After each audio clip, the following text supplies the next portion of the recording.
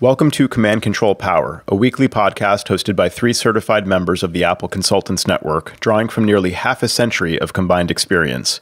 We talk shop, interview vendors and colleagues, and share what we've learned while operating our technology consulting practices. This is Joe Saponare of SciMac, and my 2 co-hosts are Jerry Zigmont of MacWorks and Sam Valencia of the HCS Technology Group. We also offer a weekly email newsletter which includes show notes for each episode. Learn more at commandcontrolpower.com. And thanks for listening. This episode of Command Control Power is brought to you commercial-free and is made possible by our Patreon sponsors. You can help bring more commercial-free episodes by going to patreon.com/CMDCTRLPWR and supporting the show with a monthly pledge. Thank you for your support of Command Control Power. Welcome to another episode of Command Control Power. I'd like to welcome 2 friends to the show. They are not only just friends, they are well-known names in the Apple consultant community. Co-authors of the macOS Support Essentials series of books, Arek Dreyer and Adam Karneboge. Thanks for joining us, fellas. Hey, Sam, thanks. Hey, welcome back. I just want to thank you guys for writing these books that we all rely on. I mean, it's just really a staple of our consulting community, and you guys have to write them and update them, and it's probably like writing it anew each year, and I want to hear more about that. But thank you for the work you do, because it's a great resource for us, the macOS Support Essentials books. Thanks, Joe. That's awesome to hear. It's what keeps us going. I'm sure. I mean, you must get a lot of feedback from, just general people. What I miss is the conferences that we go to and kind of run into people, but I'm sure you guys get a lot from people out there just telling you how much they enjoy the books, but also how much they've helped them along the way, whether it's studying or just cracking some answers when on site at a client. I'd like to get into the books, of course, because that's a big part of why you guys are here, but I want to get into also a little bit of the origin story that we talk about with people. And we'll start with Adam, just find out more about Adam, where you've come from, where you've been over the years, and where you landed now. Yeah, thanks. I guess I started my professional career in computers in 2002 when I got out of college. I actually I have a college degree in graphic design and corporate communications, but I was always the kind of like the Mac guru, right, on campus, and helped administer labs of computers. And of course, Apple wasn't as big at that time, so graphic design labs and things like that were really where the Mac presence was, at least at the university that I was at. I started working for a local Apple reseller and eventually became an Apple certified trainer. That's how I originally met Arek. As Apple certified trainers, we had to go through a certification process where we would, take the class and then go to a train the trainer session and then, get certified for the course, and then you could start teaching it. So Arek actually taught one of the courses that, I eventually got certified in. I think it was the macOS security course, something along those lines. That's where Arek and I met. Eventually, somewhere in there, I started doing Apple professional services work, and then I became a mentor trainer for Apple. This was 2007 or 8 at this time. I got asked to start tech editing some of the books. Some of those were the Server Essentials books that Arek wrote. I think that was either 10.6 or 10.7. I did most of the tech editing on those books up through Sierra 10.12. And then at that point, I was asked to co-author Support Essentials with Arek. Arek and I had previously done a book called Managing Apple Devices, version 3, that he and Kevin White had done in previous versions. So Arek and I decided to do Support Essentials, and this is our 5th book total and 4th Support Essentials version. I guess that's a really abridged version.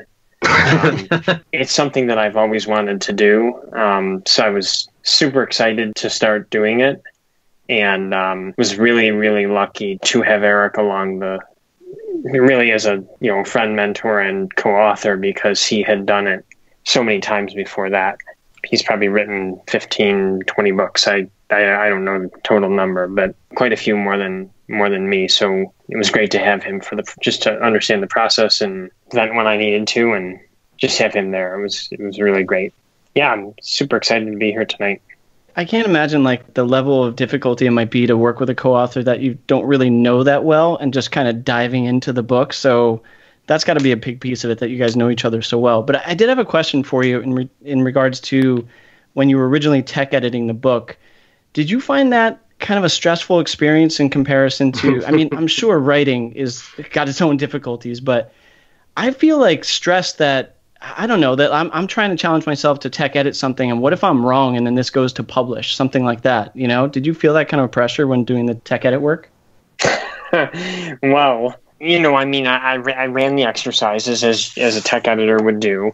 They either worked or they didn't, and that might have been on a beta version at the time, or it might have been on a version release. So it could be that is one of the challenges of writing the book, is just to, as we're talking about it here, is that Eric and I, we often begin on early beta versions of the operating system because we have to meet a deadline, right? And then by the time it gets to tech edit, there might be, 3-4 beta versions later, or a release candidate, or the actual release, or beyond that. A lot of times there's inconsistencies there. So to answer your question, I ran the exercises. That was the easiest part of tech editing, because it either worked or it didn't, and you added your experience, or you made a straight up change, and it was the author's job to suss that out, right? Tech editing, the reference content is tough, because you have to obviously keep opinion out of reference content, but what is written, if it's accurate or not, or changed or not, there's just a lot there, right? And it's recycled every version. Some of it's new, some of it's not. Trying to make sure that all of that is accurate is tough, yes. Yeah, I think that's why I see you guys go through the process, and it just, I'm envious of the fact that you guys can put a book together, but I'm also thinking to myself, nah, that's not something I'm going to take on. Yeah. It's just impressive, the amount of work that must go into it, and the sort of the entire process, and just the fact that it's all really like contingent on, Apple's release cycles. It's like an iterative process that is like really accelerated probably as you get close to like the actual release of the OS, and then whatever your target is for publishing the book. I can't imagine the pressure that goes into that. And like Sam said earlier, just the stakes are really high. Like it goes to print and that's it. You're done. I mean, you're not, you don't get a redo, and, you hope you don't have to publish a retraction or, something like that. But do you guys have that kind of mechanism to at least correct maybe something that does slip through? Or is there some kind of, I think there is a reference to an online version, right? To be able to get the latest revision. Yeah, there's an ebook version, and the ebook version gets updated, like if there's a mistake. So readers send in their corrections, and it's great because I see like someone sends in the latest one that I found, or that was shown to me, was in the command line chapter. We talk about wildcards and how like the open bracket capital A through capital Z closed bracket .star will match, certain file names. Well, for the past 3 versions of the book, it's been wrong. And like, I didn't notice it. The tech editor didn't notice it. Like, nobody noticed it until like, maybe other people noticed it, but didn't bother saying anything. But a reader wrote in and said, hey, this should be what you have. And then asterisk, not closed bracket asterisk. And so that can get updated in the ebook, but like the paper version, no. And the audience for macOS Support Essentials doesn't demand multiple pressings. There's not right. there's a big audience, but it's not that big for the paper book. And like I'm still to this day, for managing Apple devices, the last version that we wrote, like at the last minute, like when it was in PDF and we're reviewing, I added something that I still regret, and it still wakes me up at 3 a.m. And I wrote something about being able to use, I don't remember what it exactly was, but like, and just like you can use Apple Configurator to supervise an iPad, you can also supervise a Mac. And it's like, wait, why did I write that? It's totally wrong. And it's just like, it's in the book forever for hundreds of people to see. Wow. Yeah, I can imagine that would definitely bother me too. But at the same time, it's like you've got to ship. You've got to just like save and close at some point. And so it's bound to happen with that level of pressure. And not to mention, I mean, there's probably mistakes that happen that you're not really even responsible for. Where Apple changed something, and it's like who has that close of an eye to notice that late in the game and the wording of something or where you find a command. I mean, they do move things around sometimes. I think even mid beta cycle. In the last episode, you were talking about your keychain and keychain login and all that, and at some point the behavior changed. And when we were writing the exercises and the reference, we were like, wait, is this a bug or is this a feature? Like, what's going on here? When you log in and your login password doesn't match your login keychain password, as we all know now, because it's been this way for a long time, well, for years, macOS just silently moves your old login keychain aside and creates a brand new one for you and doesn't tell you. And if you remember your old login keychain password, that's fine. You can open it up and copy items. But for the most part, most users, if they have someone, if someone needs to change to reset their password, it's kind of likely that they don't have stuff in their keychain password that they really care about. So having that reset and their old ones moved aside, probably not that big of a deal. But unless you're Joe. I was going to follow up and look and try to find my oldest keychain item as a challenge from last week.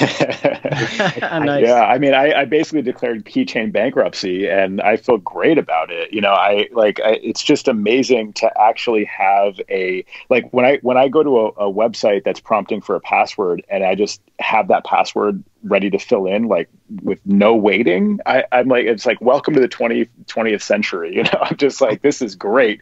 My whole system just feels like it works better.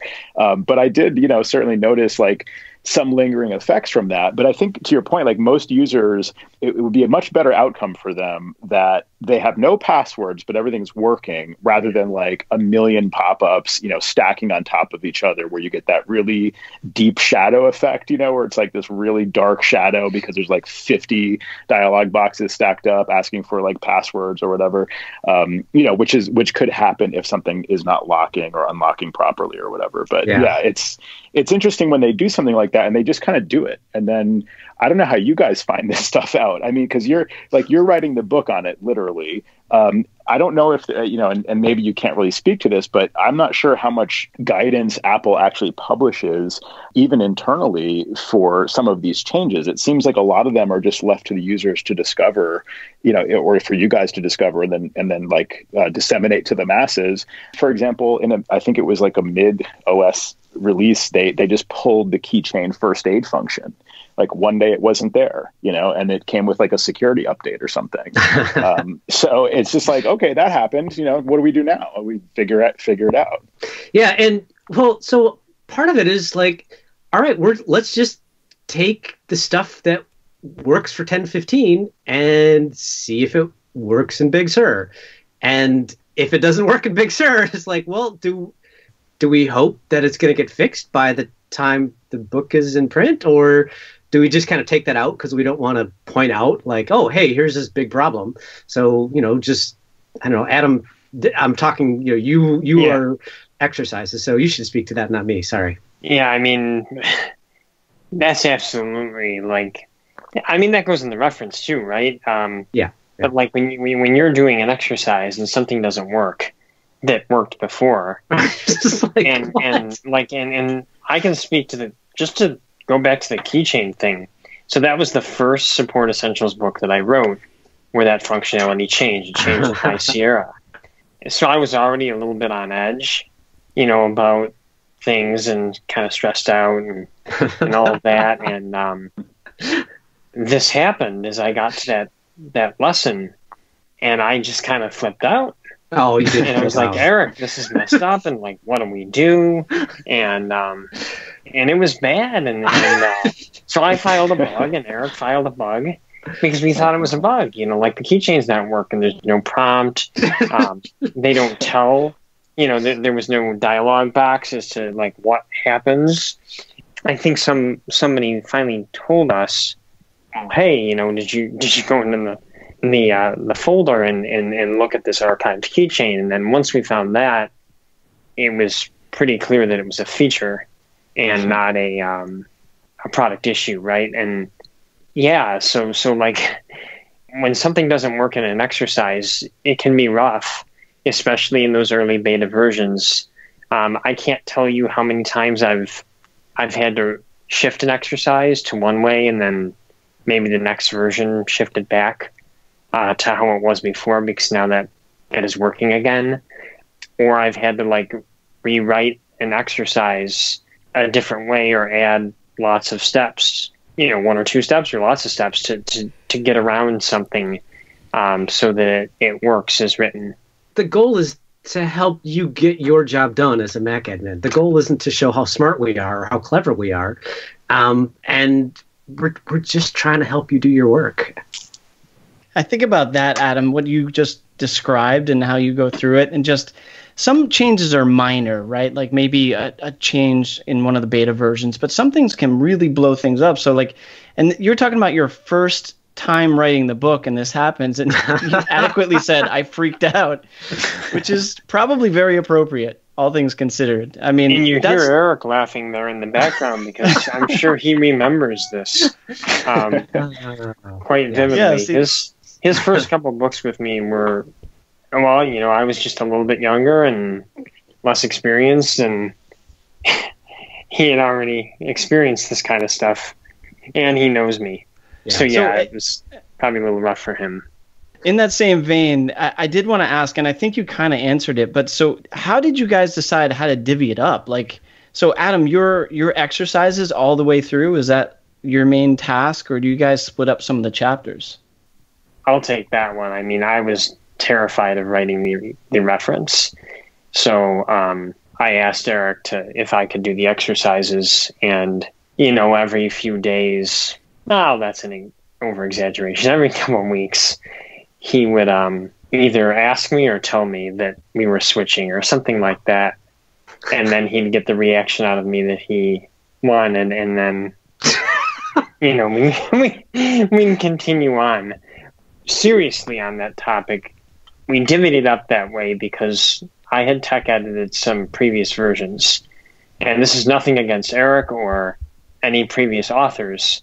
One person took one chapter and did the reference in the exercises, and one took the other chapter and did the reference in the exercises. The candor of the book and how it read was different, right? Because everybody writes differently and everybody has a different style. So for consistency, having the same person do all the reference chapters and the same person do all the exercise chapters just made sense.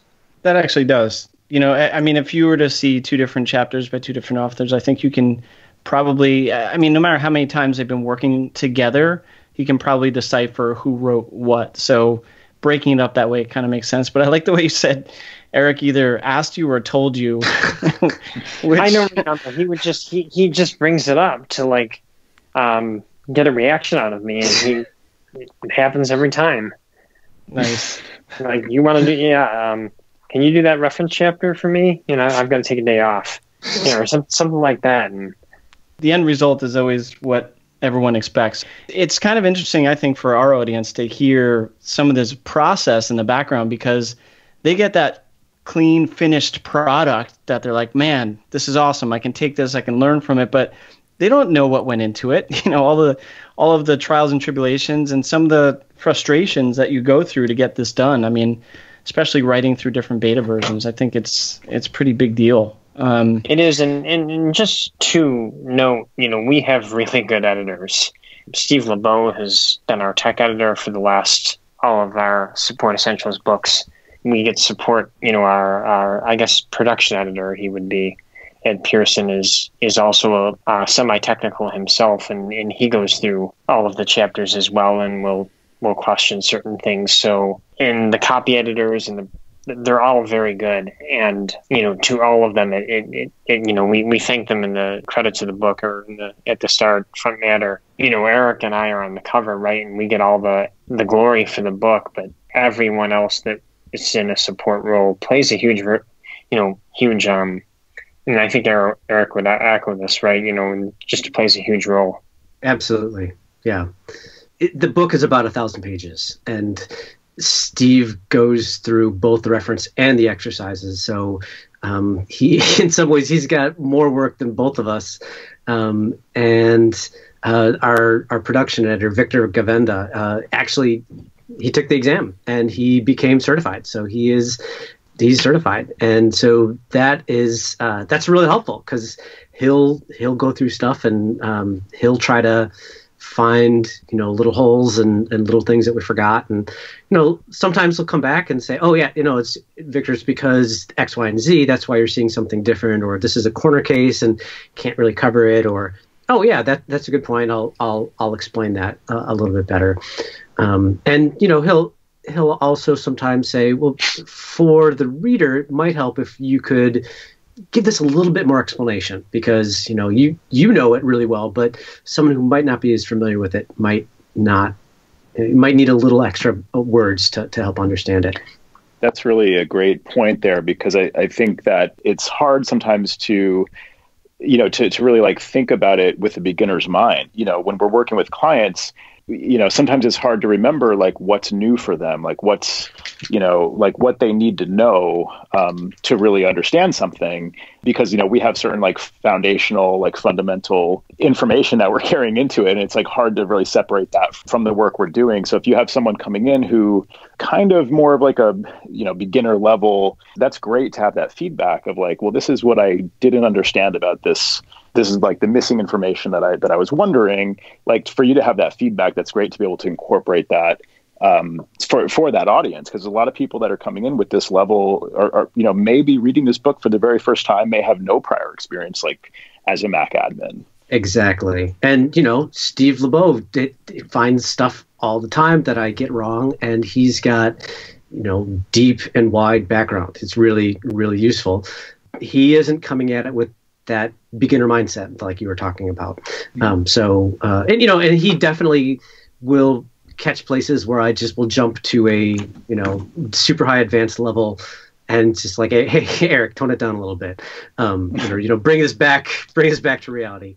Right. Or like when screen time first came on this, became a feature, and I wrote pages and pages and pages about screen time, and like it's like, we don't need this level of detail for our audience. Like, just, can we back off on the detail? And I'm like, yeah, we can. I was so excited that I discovered this. I wanted to share it with the world. And oh my gosh, yeah, no, we don't. Yeah, that's important to have that feedback too. I mean, I think you're also writing for, an audience with maybe pretty high expectations, or a really particular kind of audience where there might be a lot of tendency toward like the well, actually kind of, feedback. And so if too many of those things slip through where you miss a little detail or something's not quite right, you're just going to be open to like lots of emails from colleagues that are going to notice those things. That's why I'm surprised that, you mentioned one that slipped through for a few years. Like, I find that very surprising in this crowd, because I think there's a lot of eyes on it who are some of whom will say, I know this is wrong, or like, we feel good when we correct each other sometimes, like to say, here's something you missed, I'm proud that I noticed it. It's like a very natural kind of instinct. But so that's, I mean, it really speaks to the team you have behind you, that you have this that you're able to produce something so polished at the end, that's, relatively, it survives that level of scrutiny, I guess. So that is very, very impressive. Real quick, you talk about that, level of scrutiny by our peers and people in the field. And sometimes people can approach it in a good way, and other times not so much. And that's the other piece too. And I think just going back to the whole writing of the book, like, it also takes me back to thinking of even why I get nervous about maybe posting on a forum, like an answer to a question. I'm like, oh, I think I know the answer to that. And I want to throw up an answer. Then I'm like, I'm waiting for some snide remark from somebody else to be like, nope, that's wrong. I got a much better way to do it. So it's like, there are the people out there that enjoy saying something like that to you. And I think that's also a challenge too, is you're putting your best effort and your work out there into print, and opening yourself up to that scrutiny. But I think the community has been a very welcoming audience for that. It's just, I think that's probably more of a personal thing for me, is just worrying about what might happen when I put my mind out there, you know? Well, thanks for sharing that vulnerability, Sam, because I think that, to remind you, you have how many years of experience? 15 to 20 at this point, and yet you still go through this process where you're like questioning yourself, you know, feeling like people are going to like, well, actually you, in response. So if you can experience that, I think maybe it should serve as an example for a lot of our colleagues out there who may be just getting started, you know. Don't be afraid of that, because that will happen to anybody, but we all have something maybe to share to try to help each other out. So don't let that deter you. Yeah, I definitely feel that as well. And you know, some of the ways that I find myself posting is things like, have you considered doing this? Or like just couching it in, not like I have the right answer, but more like just here's something else to consider, or here's something else to think about. Right. Rather than saying, here's what you need to do, speaking from authority, because you definitely set yourself up to be sort of cut down a little bit more if you're trying to speak with authority. But yeah, I think that's a good technique, is just to like offer it up, you know, without necessarily being too like pushy with the solution. Right. Because I don't know what their situation is. There's a million different variables that could come into play that would make my suggestion just totally wrong. And maybe even dangerous, you know, who knows? Right, exactly. Well, that's the other thing about the book you guys are writing. It's like the stakes are somewhat high in that sense, too, like where you could have a terminal command that, you know, not only is not quite the right, you know, match for the regular expression or whatever, but like it's actually going to do harm. So that's a level of care that you need to have that I think most of us, you know, thankfully don't. We're not in the medical field where it's like literally life or death, but it could be like life or death in regards to data. So that's life or death for data. I want that T-shirt. Right. Oh, new T-shirt's going to go on the site. Nice. Eric and Adam, I've been listening here intently and had a couple of thoughts as you guys have been chatting along. And one of the things I wanted to say was to just blow a little bit more sunshine in your sky. The work that you do, I mean, you're kind of like unsung heroes, because the shelf life of the great amount of effort that you put into this is maybe 12 months, 18 months, 24 months. And then that's yesterday's news. And then it's like, what have you done for me lately? And the other thing about your work is that it's not, for most people, it's not recreational reading. It's a tool, but it's also, you know, something that they're using to achieve this goal, in most cases, of certification. So there's a certain amount of angst that people might have in reading a document like yours, reading a book. There's also that added layer of challenge that you've got to kind of do your best to try to make this as light and as entertaining as you possibly can as you get through a lot of really, really dense material. So kudos to you guys and anybody else who's assisted in your process, because it's, again, you're unsung heroes. But the thing I wanted to ask you was, as the years progress and you put these consecutive documents together, these books out, do you get any guidance in the beginning from Apple where they say, you know, we really want you to focus on this and this, or is it pretty much, guys, just have at it. Here's the OS. Knock yourselves out. I don't know if I want to comment on that. Okay, fair enough. Fair enough. Well, we won't push that any further. It's very, very interesting hearing your process and actually following you through this, because I couldn't imagine that. It's such a major undertaking, and as we were just discussing, it opens you up to so much scrutiny by all the we'll call them the nerds out there who just want to find chinks in the armor. Well, did you know that you actually said this and it meant this? And so you guys are heroes. Well, thanks for that sunshine. That's it, you know, it seems silly to say, but like hearing that, the praise and the compliments, it really does make writing the next version easier. Or when I'm thinking, makes it worth it.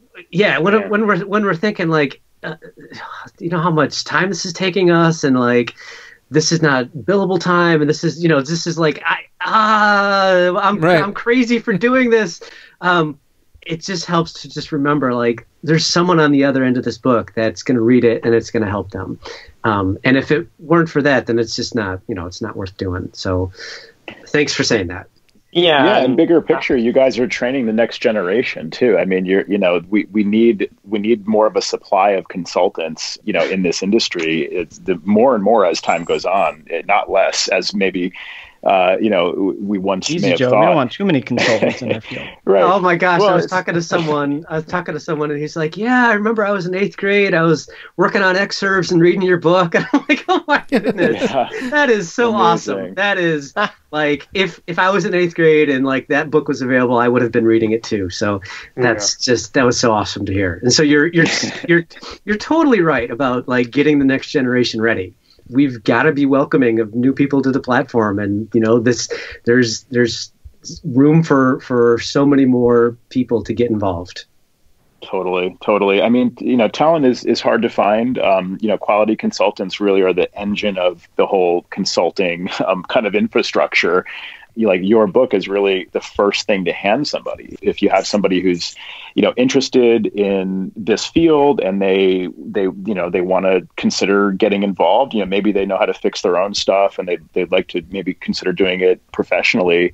That's the onboarding. That's like step one is read the book and get ready for the exam. Once you master this, so we can, then it's about field experience. But really, that's really like a fundamental part of the overall process. And as far as the depth, as Jerry's mentioning, like the depth of this undertaking, that you guys have endeavored on all these years, the only thing that's comparable that I can think of would be like John Syracuse's macOS 10 reviews, where, which haven't come out in a few versions, sadly, but he would write these like, I don't think I ever had like a website open in Safari for as long as I had when I'd read his reviews, because it would take me like days and weeks to read, where it was like 30 pages of dense content with screenshots and things. And I mean, the depth of that undertaking was incredibly impressive as well. But his audience was more of a general interest, like everyone in the Mac world would read that. Whereas you guys, again, are undertaking a similar level of effort, if not much more so, for a very niche audience as well. So, but those reviews that's how I would learn about the new OS. That was because that would come out on the day of the release, which was the other impressive part of that undertaking. Oh my gosh, yes. For the most part, updating, like I said before, that we took a look at what was relevant for the last version and update it for the new version. And, you take it a sentence at a time. And, a journey of 1,000 steps is not very long, but a journey of 1,000 steps is just one step at a time. And for the most part, you go along or I go along and I'm like, okay, this doesn't need to be updated. Change the name here, and then macOS recovery.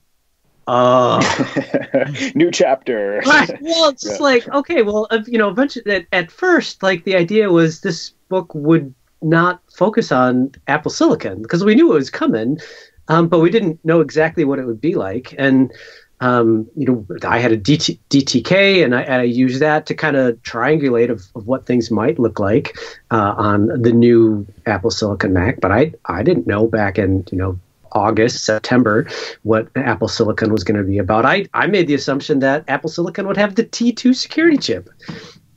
So I had to go back and change things, like if we had written like, well, if it has the T2 security chip, then blah blah blah blah blah, to for a Mac with Apple Silicon or an Intel-based Mac with the T2 chip, then the rest of the sentence. It was, I was going back to stuff that I'd written months ago, that the process is we turn in chapters in Word, and they get tech edited with track changes, and someone from Apple goes through and makes some suggestions and changes and track changes on, and then we take the Word document and update them based on the feedback that we get, and then it goes to the production editor, and it goes into InDesign, and we see it in PDF. And for some reason, the PDF, the layout in the PDF just looks so much more real, and it's just like closer to the real thing. And I can see things that I didn't see in Word. I don't know how that's possible. Yes. But that's because Clippy's not in the way. Not in the corner down there. This is my first Clippy joke of the year. You're welcome. Thanks. I can mark that down. January. I don't think you said thank you, Joe. I know, right? But going back and like, oh wow, I wrote this a long time ago, and now I'm getting around to editing it because it took me that long to write the other 27 chapters.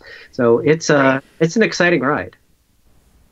I actually have a question relevant to that. So since Adam does the exercises, at least for the most part, until you tell him not to, with regards to like those particular cases with like T2 issues, Intel, Silicon, do you have a whole host of different computers by your side the whole time, Adam, to like test this stuff out and make sure? I mean, how big is your fleet of computers? The last couple of versions, I have had a computer with the T2 security chip and one without. None of these exercises, because there was not a Mac with Apple Silicon shipping at the time, right? The DTK wasn't representative of what, well, we didn't know what in the DTK was representative of what a Mac that Apple actually puts out, right? That just for our audience, so you guys are talking about the developer transition kit, right? Yes. That's Thanks correct. Thanks for that clarification. And so having one of those, was great, but because there was no Mac that was shipping that was a Mac with Apple Silicon, exercises that focused on macOS recovery and the recovery OS and things like the startup process. Startup options, and stuff that has changed.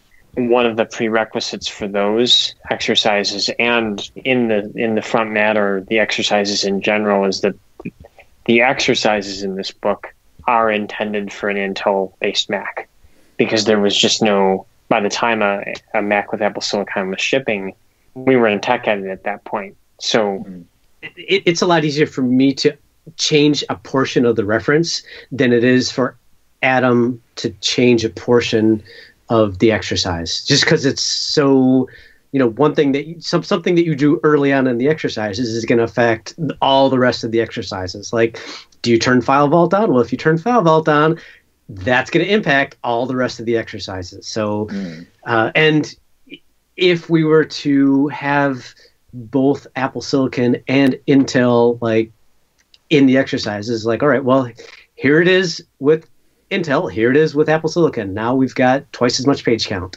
So it's a lot easier to do in the reference than it was in the exercise. So that was that was tough. But I think it was the right decision. It makes sense. And the other thing, you're right in the sense that we do have a deadline, and we do have a page count that we kind of need to stick to.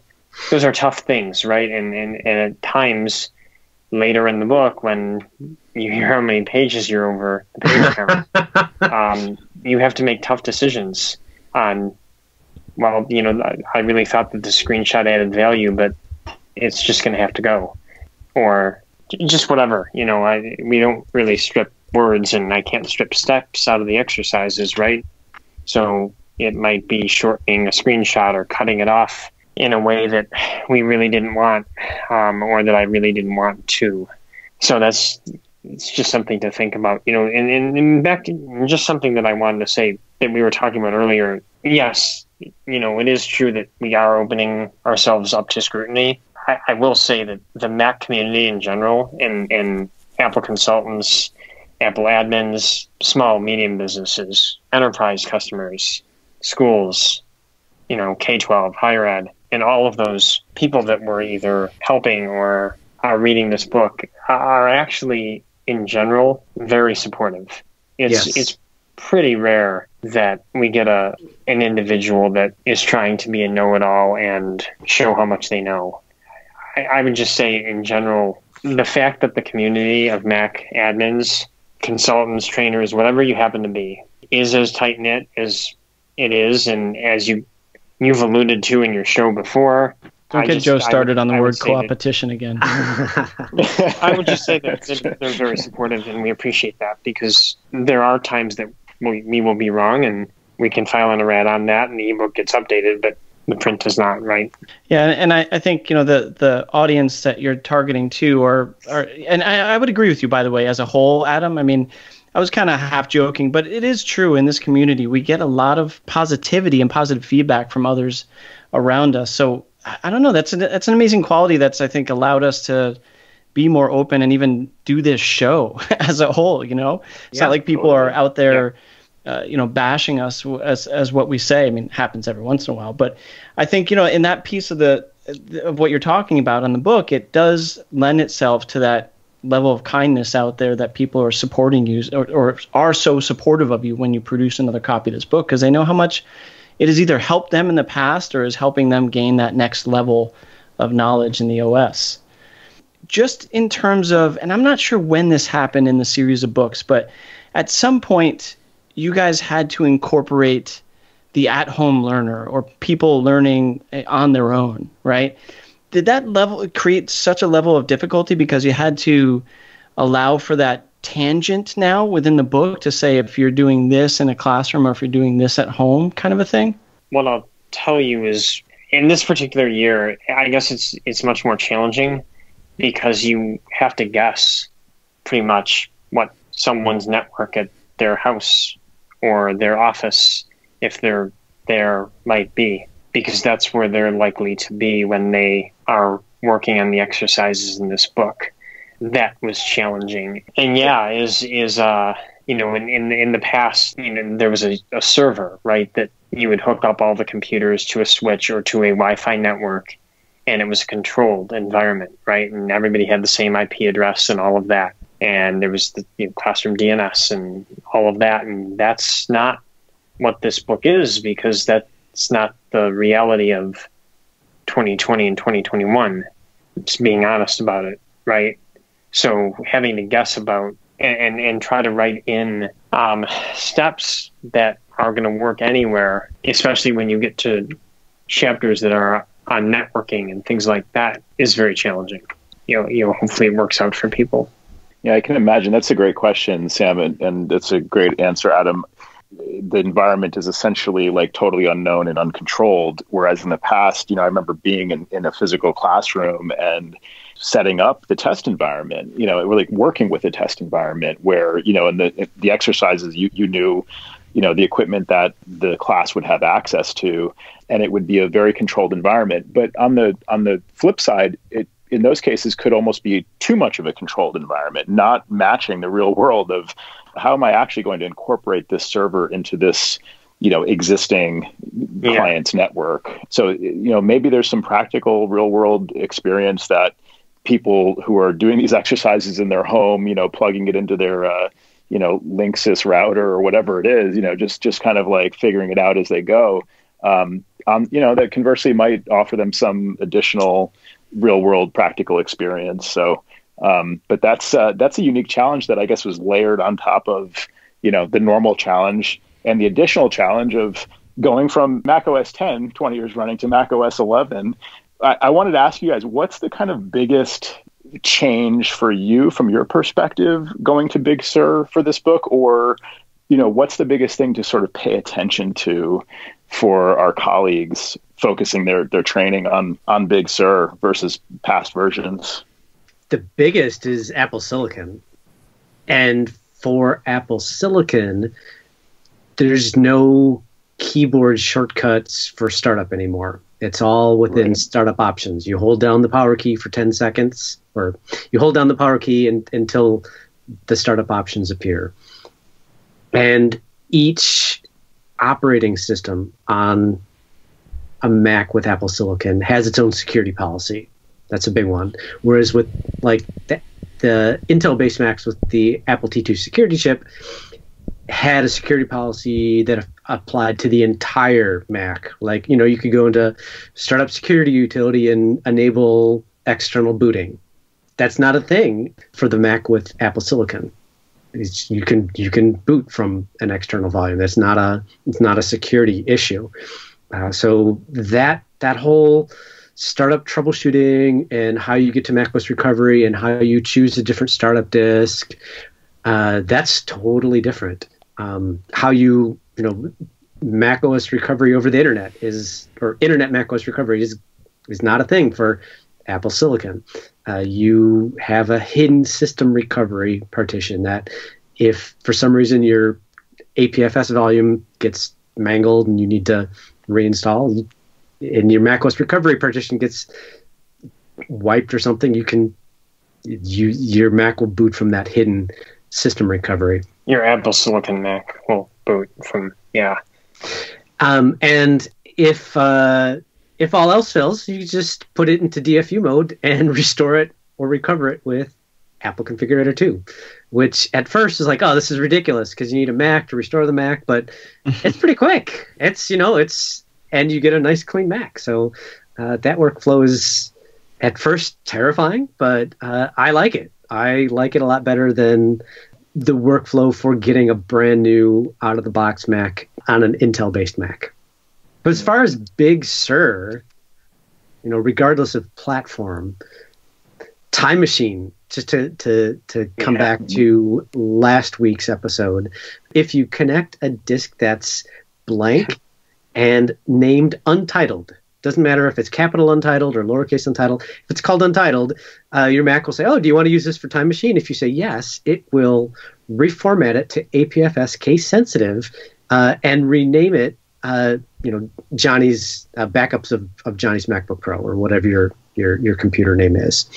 And you can connect it to a different Mac. And if you use the different Mac, if you use that Time Machine if you use that external storage device for a different Mac, you can create a new volume on it for that other Mac, and have two different Time Machine on the same backup disk. That's kind of cool. But in early betas, Adam was working on exercises a lot earlier than I was working on reference. So I heard Adam's comments. I'll just say comments. I heard Adam's comments about Time Machine, and I just stayed away. I was just like, if you're having this much trouble with the exercises, I'm not even going to go near the reference. Like, I'm going to work around and like do something else. And part of the beauty of us being able to turn in individual chapters in Word separately was that we could skip around. It didn't have to start with page 1 and go through sequentially. So that gave us a lot of flexibility to kind of steer away from the areas that were in heavy flux and come back to them when it was a little bit more stable. Yeah, and Time Machine is much different. We actually stopped. Steve, my tech editor, that's lesson 17 and we have 28, and he just stopped. He did not do that. It was very late in the game that he came back around to that because Time Machine was just so different, and in some of the betas, the early betas, the functionality was different. We've got, a sealed system volume. That's just not even touched by default. Where like 2 versions of the macOS ago, you talk about like Mojave, your system folder was backed up. It's not now. It's sealed. It's never going to be touched. It's not just a read-only mount. And then the whole, prior to this, Time Machine was HFS Plus, even though we were far into Apple file system, right? And now it is using Apple file system. That's a large change in the structure. And surprise, it's also using a case-sensitive Apple file system and does reformat any disk storage device to that. Only, however, if the disk is named Untitled, will it be Johnny's MacBook Pro backups, or backups of Johnny's MacBook Pro. Otherwise, it'll just be backup, or whatever you name the volume. So just the functionality of it and the structure of your files on it, if you establish a new backup in Big Sur, the structure looks much, much different than we're used to. We're used to an external hard drive. That is your storage device. That's your backup volume. You go into it, you've got a backups DB folder, and then all your, date and time folders. It's not like that anymore. So that's going to, it only continues on that same path if I, today have a Catalina system with, Time Machine volume and then I upgraded to Big Sur, it'll continue with that. But if I establish a backup with Time Machine with Big Sur, it's much, much different. And then the case sensitive thing, and I'm not trying to get too far into the weeds here, and I know you have a time limit here on the show, but as far as like new Big Sur features or changes in Big Sur, that's up there, and that's up there for both Intel-based Macs and Macs with Apple Silicon. And just to circle back on, Adam, you mentioned the signed system volume. That is a change with Big Sur where you are booted off of a APFS snapshot of the system volume. So it's not only read only. It's like the system volume. Like there's just no chance of writing to it because it's like a clone essentially. Exactly. It's like you can't even touch it. It's like this is the shadow of the file. So it's insane. And I welcome it. It's great. I mean, it feels like it's much more secure than just a read only. Even I mean, it's like it's yeah. I don't know how to. And also, because of that, well, not necessarily because of this, but this isn't. We don't cover MDM in this book, right? Yeah. But some of the things that Apple's done with Big Sur, if you're using an MDM and you're using Apple Business or School Manager, your ability to auto advance a Mac, you think about like a higher ed or a K-12 situation or a testing lab in a company or an organization, that's their new imaging, and it's the solution to what imaging was. You said imaging. Because that's what it is, right?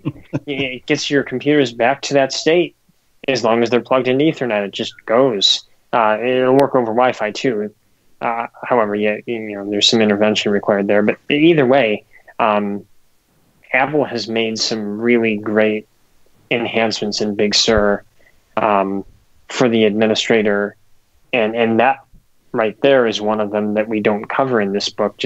I think it's mentioned maybe. Yeah. Eric would have to speak to that, but it's mentioned, but we don't get into MDM, into MDM because that's a whole other book. And it's not a book. It could be, but it's not. And yeah, right. It would be. I thought Adam was trying to tell us something. No, that's not a product announcement. We'll include notes like, oh no, by the way, if your Mac is enrolled with an MDM solution, then and your MDM solution supports the update software MDM command, then you can use your MDM solution to update the OS on your Mac. But that's outside the scope of the course. And we'll have those notes sprinkled throughout.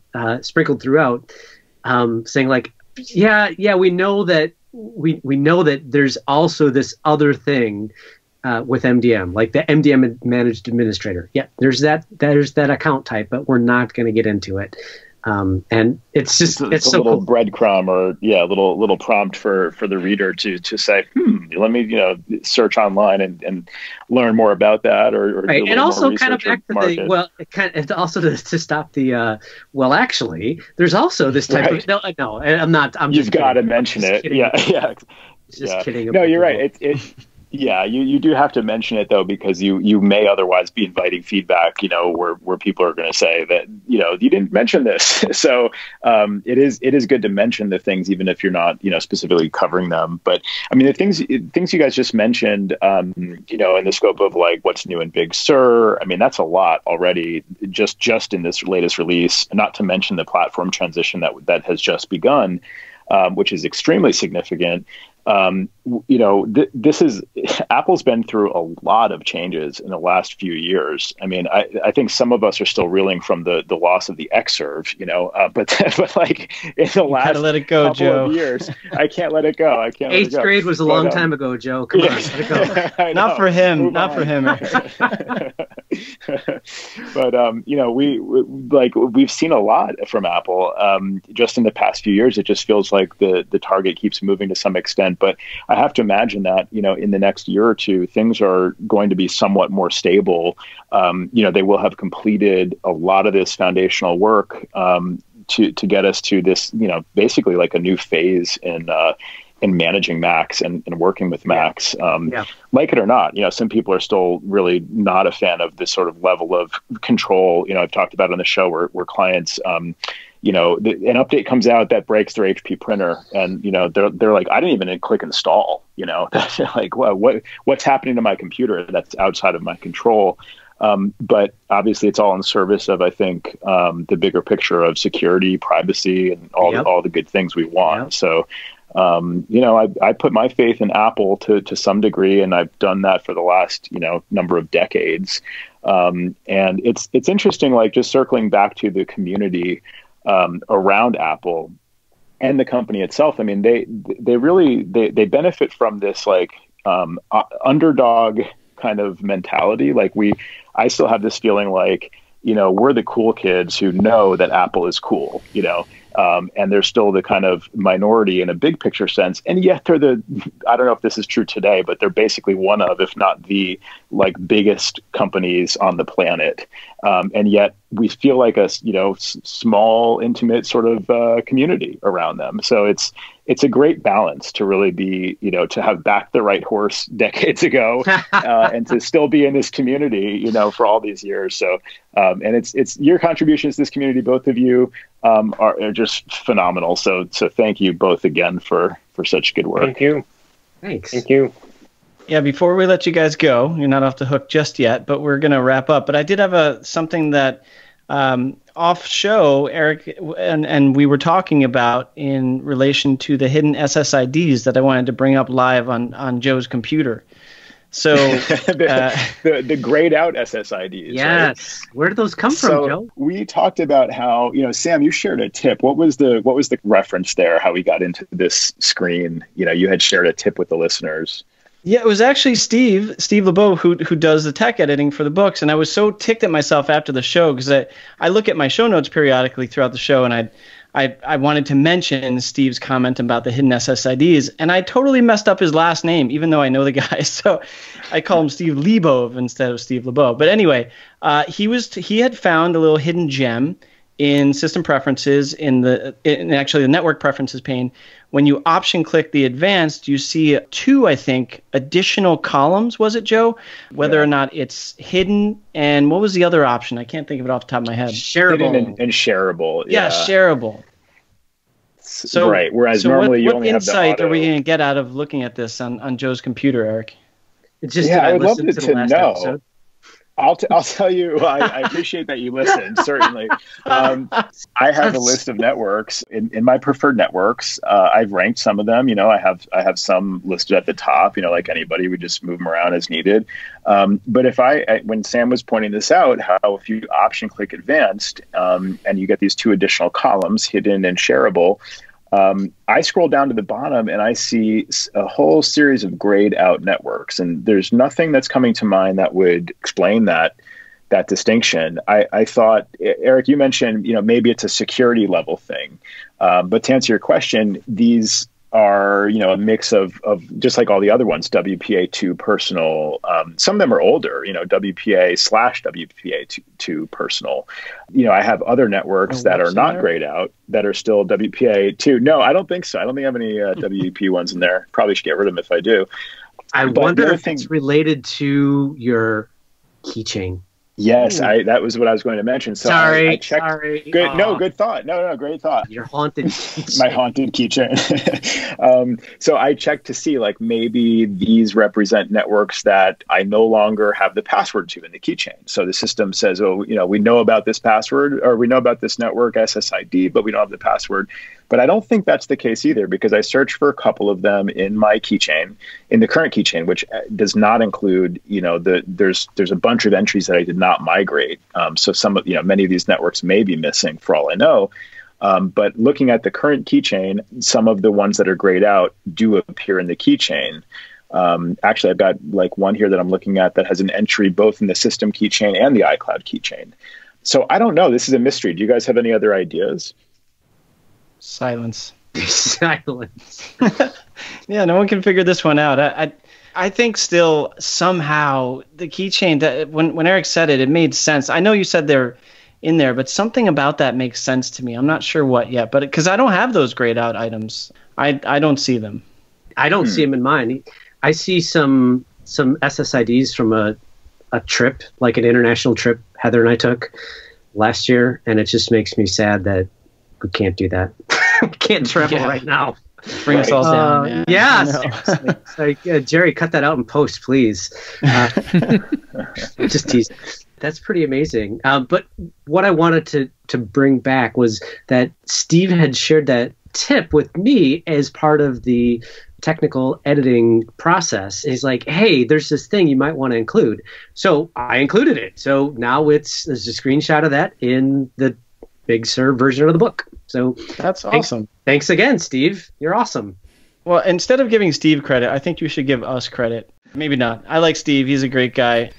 It's been a real pleasure having you both on. I think, we all thoroughly enjoyed this, and I think our audience will get a kick out of having you guys on the show. So I really appreciate you guys coming on, and it'd be great to have you back someday in the future. So we'll see you at the Apple-sponsored book signing tour. Yeah, it's a Peach Pit's publisher, not Apple. So it's been an honor. It's really nice to be able to be in the position to be able to share this information and to be able to set aside time to dig into these details and look at stuff before other people get a chance to look at it and kind of, point the way and like, hey, this is what I saw while you were doing hard work. I was just looking at this cool stuff. So here it is, and we get to share it. So we are super lucky, and I think Adam would agree that we're really lucky to be able to do that. Very rewarding to be able to come on a show like this and talk about it too. Thanks for having us.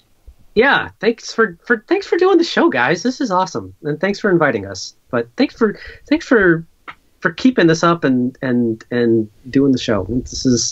It's hard work and it's a lot of time. And speaking for the rest of the Mac community, give you a hearty thank you. Well, thanks, guys. We'll talk to you soon. All right, take care.